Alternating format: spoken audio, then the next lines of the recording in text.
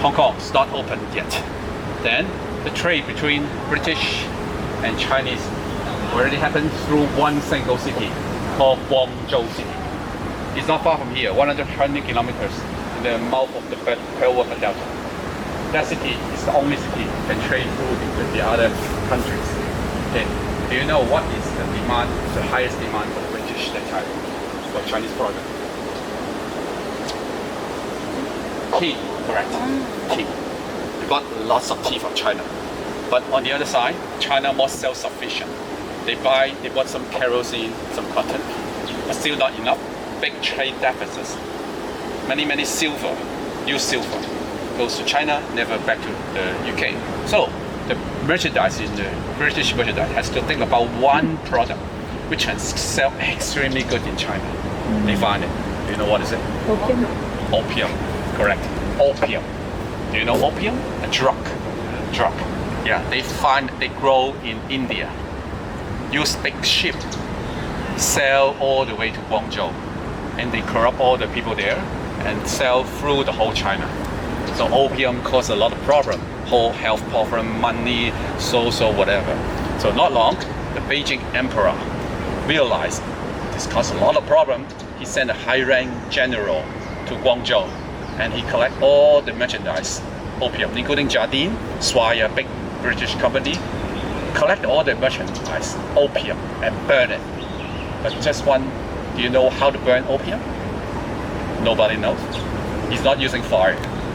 He's to dig a big hole next to the river, soak the opium with lime, alkaline lime, and then it will react for a few days, then flush it to the ocean. That will leave no trace. If you burn it, there will be some trace. Okay, people can get it. Okay. So anyway, after that, the merchants are very angry. They complain to the British Parliament in a one discussion, just a few votes to support the war against China. Later, the war is called First Opium War. That you may have heard about it. First Opium War. The first fire was actually shot in here, Hong Kong. Then later, they fight in other parts, Guangzhou, and China lost the war. As a result, the British got penalty, money, and also one specific thing the British government wants is the Hong Kong Island. Hong Kong Island. Actually, let me show you a map. This is the Hong Kong Island, the blue part. This is the island, just the island. They signed a treaty called Nanjing Treaty in 1842. Just the island. But I told you, this is just a barren rock. No people, just fishermen. Why the British government need these islands? Anyone have any guess? Some for navigation. No. Trading? Yeah. It's for trading, but they can trade directly to Guangzhou. Why they need Hong Kong Island? Okay, tell you why. They need the harbor. Later called Victoria Harbor. Because the big ship sail to Guangzhou. Hong Kong has no natural disaster except the typhoon. Not only Hong Kong, whole southern China. In some year, may sink all the ships easily. And there also open area in whole Pearl River Delta, except Hong Kong, with big mountains and a narrow, deep harbor. This is exactly good location for them to park their ship and build their warehouses. That's why they need Hong Kong. Okay. Since then, they opened the Hong Kong. They got the colony Hong Kong and opened it in the free port, free trade, no tax. And opium is the first thing without tax. Sell to China legally since then. So China getting weaker because more opium. Okay. Now, in the year 1860, another war. That time is called Second Opium War. Joint forces with British and French against China. And China need to give more. Kowloon Peninsula. That time, the British asked for another part. This is Kowloon Peninsula. Because they need to control the whole harbor, both sides. Okay? Then, another couple of decades, China get more and more weaker. More countries want to get more, including 8 nations. US, UK, Germany, Russia, Hungarian, Japan, and French, and UK, and whatever. There are 8 countries, maybe more. They fight, and one particular country, Russia, they're targeting to get more area in the southern China. So the British is a bit hurry. They don't want to lose any part of the territories. So they go to the China emperor and say, how about you lease this piece of land as a buffer for me, and I will protect this place. Okay? And then they agree. That's why I say this is a lease. These later called new territories and the 200 islands as a lease from 1898 for 99 years. So the year ended in 1997. That's why the discussion about Hong Kong handover was unavoidable, because this part must return to China. No way. China will not renew the lease, definitely. They must need to return. But theoretically, Hong Kong Island and Kowloon, the British can keep forever, right? That's why they need to discuss. At the end, the result, the Hong Kong people call the British government gave up us, because they give everything back to China, and they should have the responsibility for the people in Hong Kong to choose to stay or to move to UK as a colony, right? You give up us, then you should leave the people to choose back to UK. But they didn't. They selected 50,000 people and gave them permanent residence. I'm not one of them. The poorer people will be staying in Hong Kong to see the handover, for sure. Okay, that's what happened. Then after 1997, handover. Now you got Hong Kong is no longer a colony. We call special administrative region, a new name, because still we have a border go to China. Kinds of 2 countries, but it's 1 country. That's why they make a name called special administrative region. We cannot have double identity. We cannot have both. China, they need to travel to Hong Kong through a border, same way. Okay. So now this is about the story of the history that you may not know, but the rest I think you know mostly about handover. That smoothly, Hong Kong is getting better. China also very good. They joined the WTO in 2000. More and more welcome the investors. Things really good. I was in Beijing in 2000 until 2010. I joined participate some Olympic Games. I was so proud of being a Chinese that time. But now it's changing a lot. It's changed a lot. Okay. So this is part of the story. But still, you want to hear my family story in Hong Kong? Okay. So back to the year 1945. Second World War ended. Hong Kong has only 500,000 people left. Half a million. But in 5 years, increased to 2.5 million. 2 million people from mainland China.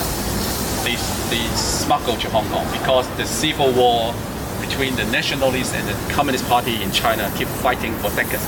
Even after Second World War, they're still fighting. Then my parents were young kids.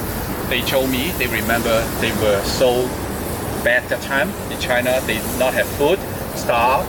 Sometimes they eat the skin of the tree. People die frequently. Many people cannot survive. They have no choice but either to stay or try to go to Hong Kong to take a change. But they were the luckiest because they were successfully arrived Hong Kong before Hong Kong government built a fence. This 2 million is too much. The government built a big fence in 1953 to stop the immigration. Since then, it's not easy. Okay? Then things different. Stay in China. That story I don't want to talk. But in Hong Kong, we got better life. And after the Second World War, the British Hong Kong realized they need to invest more to the Chinese. They almost lost Hong Kong to the nationalist Chinese after the war. Then they realized they need to clean up the corruption. They need to make more investment. One thing I want to emphasize, before Second World War, most people treat Hong Kong just a place to make money, not a home. They come here and they go, come and go. But after the war, 2 million people already treat Hong Kong as home.